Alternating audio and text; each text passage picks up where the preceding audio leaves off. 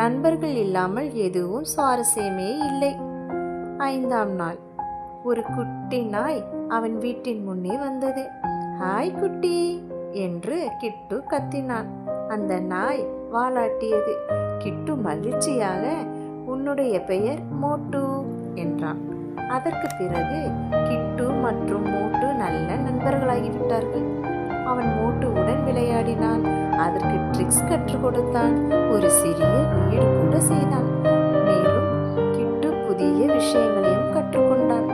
ஓவியம் வரைவது, கதைகள் படிப்பது, அம்மாவுக்கு உதவுவது என்று. அவன் மெதுவாக சந்தோஷமாக மாறினான். ஒரு நாள் கிட்டு என்று ஒரு குரல். அவன் திரும்பி பார்த்தான். ஐ சிங்கி! அவள் திரும்பி வந்து விட்டாள். நான் உன்னை ரொம்ப மிஸ் பண்ணினேன் என்று சிங்கி சொன்னாள். நானும் தான். ஆனா பாரு, இது என் புதிய நண்பன் மோட்டு என்றான் கிட்டு. மோட்டு குரைத்தது.